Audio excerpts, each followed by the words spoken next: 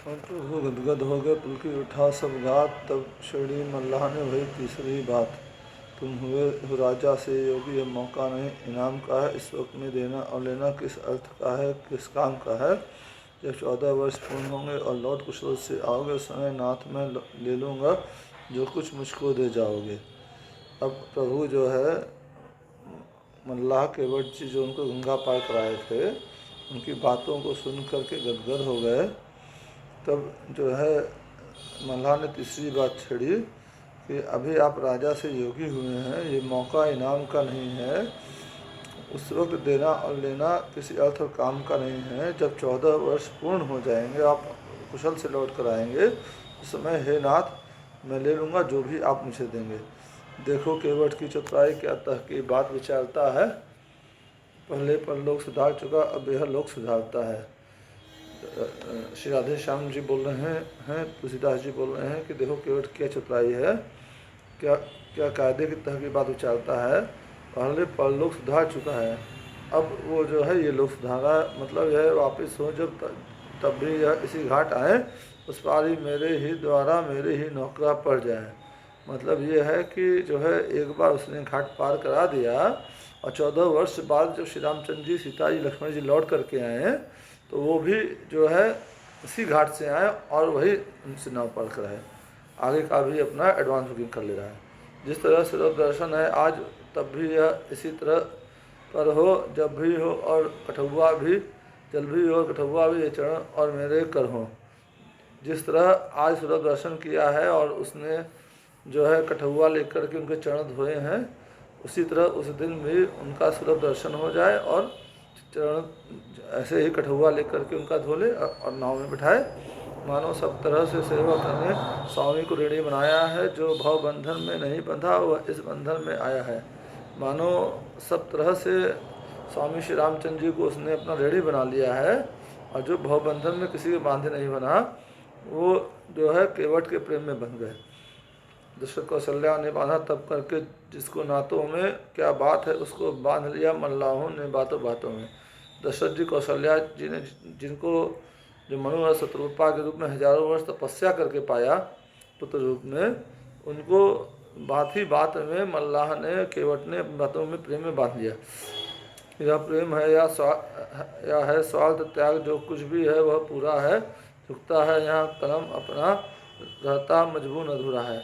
ये प्रेम है या स्वार्थ त्याग है, जो कुछ भी हो वो पूरा है, झुकता है यहाँ कलम अपना। राधेश्याम जी कह रहे हैं कि मेरी कलम में इतनी ताकत नहीं है जो मैं इसका पूरा मजमून लिख सकूं, इसलिए यहाँ लिख देते हैं, वह धन धन्य वह केवट है, वह नाव धन्य पतवार धन, और धन्य वह गंगा का तट है। इसलिए यहाँ लिख देते हैं कि केवट धन्य धन्य है, बहुत अधिक धन्य धन्य है वो, और जो नाव भी धन्य है, पतवार भी धन्य है, गंगा का वो तट भी धन्य है। ध्वसुरों ने भी कहा फूलों को बरसाए, धन्य माझी नाव का धन्य राम रघुराय। जो देवताओं ने भी आकाश से फूलों को बरसाया और कहा कि ये माझी जो है केवट मल्लाह धन्य है, और और और धन्य राम रघुराय भी धन्य है। इधर लगाकर हृदय से नाना भांति सरा, भक्ति दान दे प्रभु ने विदा किया मल्लाह। इधर हृदय से लगा करके नाना भांति जो है केवट को प्रभु ने उनकी सराहना करी है, और अपनी जो है भक्ति उनको दी है, और अल्लाह और मल्लाह को विदा किया और मल्लाह से खुद विदा ली है। श्री राम। मंगल भवन मंगलहारी, रघुवंश दशरथ अजय बिहारी, दीन दयाल वृद्ध संभारी, हर नाथ वन संकट भारी। गुणसात जो साथ था बोल उठा क्या खूब, देख चरित वह उस समय गया प्रेम में डूब। गुणसात भी जो है साथ में ही जो है श्री रामचंद्र जी लक्ष्मण सीता जी के साथ में गंगा जी पार किए, और ये दृश्य देख कर, चरित्र देख करके वो भी प्रेम में डूब गए। फिर नहाए भगीरथी, भगीरथी कुल राय, गंगा से कहने लगी सीता शीश नवाए। फिर जो गंगा पार करने के बाद में भगीरथी में जो है श्री राम जी लक्ष्मण जी सीता जी स्नान किए हैं, और फिर जो है गंगा जी से जो है शीश नवा करके सीता जी प्रार्थना करती हैं। और गंगा जी का एक नाम भगीरथी भी है, क्योंकि भगीरथ जी जो श्री राम जी के वंशज थे, उन्होंने ही हजारों लाखों वर्षों प्रार्थना करके तप करके गंगा जी को पृथ्वी पर लाए थे। तो जो है उनका एक नाम जो भगीरथी भी है। और आज भी जो है उत्तराखंड में भागीरथी कहा जाता है गंगा जी को, काफ़ी दूर तक। जय गंगे माता, जो जन तुमको ध्याता, मन वांछित पाता। जय जय गंगे माता, सुखदाता तुम, जगदाता तुम, त्रिभुवन विख्याता। सीता जी, माता जी गाना गा रही हैं, आरती कर रही हैं। हे गंगे माता, तुम्हारी जय हो, तुम्हारी जय हो, जो जन आपको ध्याता है, मनवांछित फल पाता है। जय गंगा माता, सुखदाता तुम हो, जगदाता तुम हो, त्रिभुवन में विख्यात हो तुम। फूल जो लेकर आता, फल लेकर जाता। जय जय जय गंगे माता, कितने ही पापी इस जल से परम धाम पावे। जो फूल लेकर आता है, फल लेकर आता है, जो फूल लेकर आता है, फल लेकर जाता है। हे गंगे माता, जय गंगे माता, कितने ही पापी लोग जो है इसमें स्नान करके, आचमन करके तर गए हैं, परम धाम को चले गए हैं। तारे गिरे न जावें, तारे गिने न जावें। जय जय गंगे माता, हाथ जोड़ विनती है मेरी, इस पुनीत स्थल में आवे कुशल सहित, कौशलपति कौशल में। जय जय गंगे माता। जो है माता ये बोल रही हैं, हाथ जोड़ कर गंगा माता से विनती कर रही हैं कि मेरे पति जो है, जो कौशलपति हैं, वो कौशल 14 वर्ष बाद वापस लौट के सब कुशल आए, सबके साथ में जो है ये प्रार्थना करें। ले आशीष सुरसरी से बहुरी नवाकर नाथ, चली वनों को जानकी राघवेंद्र के साथ। सुरसरी मतलब जो है गंगा जी से आशीष ले करके और बार बार शीश नवा के गंगा जी को सीता जी और श्री राघवेंद्र के साथ, रामचंद्र जी के साथ वन को चले। वन गमन का खास दृश्य है, उपमाएँ जहाँ ल जाती हैं, आगे है राम लक्ष्मण, पीछे तर्जमान में सीता जाती हैं। अभी श्याम जी कह रहे हैं वनगमन का वो खास दृश्य है जहाँ उपमाएँ ले जाती हैं, आगे आगे श्री रामचंद्र जी हैं, उनके पीछे पीछे जानकी जी हैं और उनके पीछे लक्ष्मण जी, मतलब जो है रामचंद्र जी आगे, फिर लक्ष्मण जी बीच में, जानकी जी हैं। ये बता रहे हैं राधेश्याम जी। राम लक्ष्मण ब्रह्म जीव, जानकी प्रकृति देवी सी है, या सूर्य शेष हैं वे दोनों, और मध्य में यह पृथ्वी सी है। मतलब ये बोल रहे हैं कि जो उपमा कर रहे हैं कि राम और लक्ष्मण जी ब्रह्म और जीव के समान है, और जानकी जी प्रकृति हैं, और या फिर जो है रामचंद्र जी सूर्य हैं और लक्ष्मण जी शेष हैं, और दोनों के बीच में जानकी जी पृथ्वी की तरह है। मतलब जैसे सूर्य और चंद्रमा के बीच में पृथ्वी होती वैसे। आगे चल तीनों जने नहाए तीरथ राज, फिर उस आश्रम में गए जहाँ थे भारद्वाज। आगे चल करके तीनों लोग तीरथ राज में नहाए, फिर आश्रम में गए जहाँ थे भारद्वाज, और फिर उस आश्रम में गए जहाँ भारद्वाज जी का निवास था। श्री एक त्रिवेणी संगम पर एक इस आश्रम में रहती थी, वह तो स्थूल रूप में थी, यह सूक्ष्म रूप में बहती थी। मतलब एक त्रिवेणी यहाँ पर थी, संगम पर थी, एक जो है जो त्रिवेणी संगम जो है प्रयागराज पहुँचे हैं, और एक उस आश्रम में रहती थी त्रिवेणी, जो है धर्म की त्रिवेणी बह रही थी। वह तो स्थूल रूप में थी या सूक्ष्म रूप में थी। वहाँ पर साक्षात दर्शन हो रहा था, और यहाँ सूक्ष्म रूप में है, जहाँ आपको महसूस करना होता है, दिखती नहीं है। थी वहाँ पर गंगा और यमुना, इस जगह ज्ञान और भक्ति थी। वहाँ पर गंगा यमुना का संगम था और त्रिवेणी का, और इस जगह ज्ञान और भक्ति थी। गंगा यमुना सरस्वती का संगम था, और यहाँ पर ज्ञान और भक्ति का संगम था। वह नाश पाप का करती थी, इसमें वरदान की शक्ति थी। वो पाप का नाश शक्ति करती थी, और यहाँ पर वरदान देने की शक्ति थी। जिस तरह वहाँ पर सरस्वती बहती थी गुप्त रूप होकर, वैसे ही यहाँ समाधि क्रिया रहती थी गुप्त रूप होकर। जिस तरह वहाँ सरस्वती मैया जो है, सरस्वती नदी संगम में प्रयाग में गुप्त रूप में बहती हैं, वैसे ही यहाँ समाधि क्रिया भी गुप्त रूप में हो रही थी। बस भेद था इतना, उसका फल दूसरे जन्म में होता था, इसमें तत्काल मोक्ष होती जैसे ही लगता होता था। बस भेद ये है कि वहाँ पर नहाने से उसका फल अगले जन्म में मिलता है, और यहाँ पर नहाने से भारद्वाज जी के आश्रम में जो है पाने से तुरंत मोक्ष मिल जाता है, जैसे आदमी से गोता लगाता है। ऐसी उत्तम जगह में ठहरे उस दिन राम, बीत गई सत्संग में सुबह और वह शाम। ऐसी उत्तम जगह पर श्री रामचंद्र जी उस दिन ठहरे, और उसी सत्संग में सुबह और शाम बीत गई। आगे देते थे नहीं मुनिवर भारद्वाज, बहु प्रकार कर प्रार्थना विदे हुए रघुराज।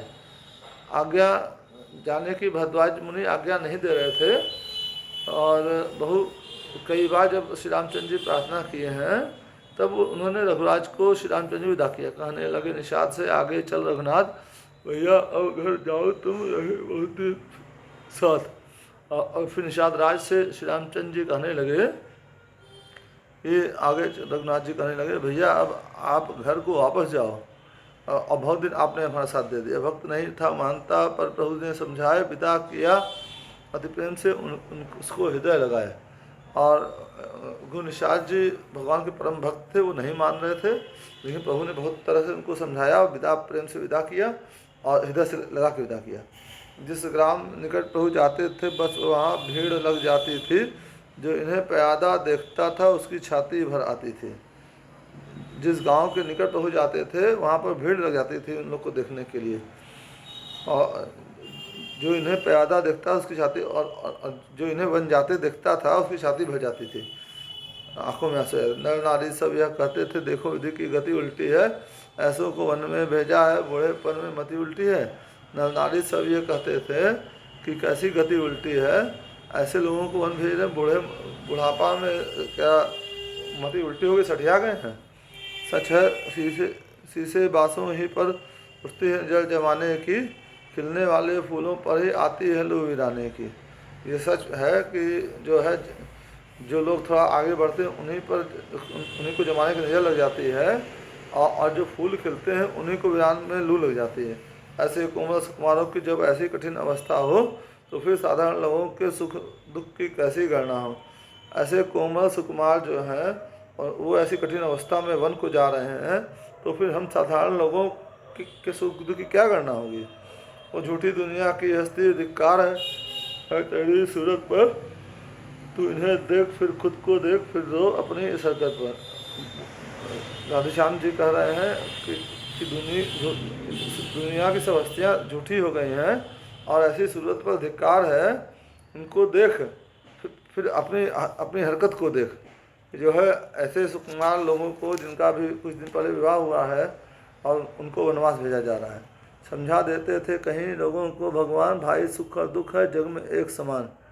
और दूसरे ग्राम ढिंग पहुँचे जब रघुराय, लगी पूछने नारिया सीता के ढिंग आए। तब श्री रामचंद्र जी उन लोग को समझा देते थे, भगवान जी सुख और दुख जो है जग में सब एक समान है, सिक्कों के दो पहलू हैं। और दूसरे ग्राम जब पहुँचे रघुराय तो वहाँ की नारियाँ आकर के सीता जी से मिलने लगी। सीता जी मिले, क्यों जी तुम कहाँ से आती हो, किस गांव की रहने वाली हो, लक्ष्मी हो तुम किसके गृह की, किस आंगन की उजियाली हो। उनसे पूछ रही हैं कि तुम कौन हो, कहाँ से आई हो, किस गांव की रहने वाली, लक्ष्मी हो तुम किस गृह की बहू, लक्ष्मी हो किस गृह की, किसकी आंगन की उजियाली हो। सांवरे और गोरे जो हैं सो कौन तुम्हारे हैं दोनों, किस कुल के दीपक हैं दोनों, किस माँ के प्यारे हैं दोनों। एक सांवरे हैं गोरे हैं, वो दोनों तुम्हारे कौन लगते हैं, किस कुल के दीपक हैं दोनों, और किस माँ के लाडले हैं प्यारे हैं। यह सुनते ही सिया ने की कुछ धीमी चाल, बता दिया संक्षेप में अपना थोड़ा हाल। यह सुनते ही सीता जी सिया जी ने धीमी चाल करके संक्षेप में जो है थोड़ा कुछ बता दिया। कह दिया ये गोरे से जो है सो मेरे देवर हैं सजनी, है नाम लक्ष्मण जी इनका, अवधेश कुंवर है सजनी। कह दिया कि जो गोरे हैं वो मेरे देवर हैं, और जो सांवले हैं, जो गोरे हैं वो मेरे देवर हैं, उनका नाम लक्ष्मण है, और जो सांवले हैं वो अवधेश के पुत्र हैं, अवधेश श्री दशरथ जी के पुत्र हैं, अवधेश कुंवर हैं सजनी। तो प्रभु को पट घूंघट ही में बतला कर तिरछे नैनों से, यह मुझ दासी के स्वामी है, यह कह दिया सिया ने सैनों में। और फिर जो है घूंघट से ही जो है वो नजर तिरछी करके बतला दिया तिरछे नैनों से कि ये मुझ दासी के ये स्वामी हैं, मेरे पति हैं, ये जो है सीता जी ने अपने नैनों से कह दिया। जान गई सब नारियां हैं वह सीता नाथ, फिर भी कुछ तरुणियों ने कहा हंसी के साथ। सब नारियां जान गई कि वे सीता जी के नाथ, सीता जी के पति हैं, फिर भी कुछ तरुणियाँ थी वहाँ पे जो कि कुछ हंसी ठिठोली करना चाहती थी। उनसे बोली, ये एक बात तो रही गई, उसका कुछ नाम नहीं है क्या, इसका तो नाम लक्ष्मण है, उनका नाम नहीं है क्या। वो पूछती हैं हंसी में चली करके सीता जी से कि एक बात तो रही गई कि उनका कोई नाम नहीं है क्या। उसका तो नाम, जो गोरे हैं उनका नाम लक्ष्मण है, इनका नाम नहीं है क्या? सुनकर यह बात नारियों की रह गई। जानकी सुखचाकर मुँह खोल के अपना बंद किया, फिर चल दी आगे मुस्कुराकर। सुनकर नारियों की ये बात जो है, जानकी जी सुखचा गए, मुँह खोल के अपना बंद किया, फिर चल दी, कुछ मुस्कुरा के चल दी। इसी तरह करते हुए भ्रमण और आनंद वाल्मीकि के आश्रम में पहुँचे सुक्कन। इसी तरह भ्रमण और आनंद करते हुए वाल्मीकि जी के आश्रम में सुक्कन श्री रामचंद्र जी अपनी पत्नी और छोटे भाई के साथ पहुँचे। जय श्री राम, जय हनुमान।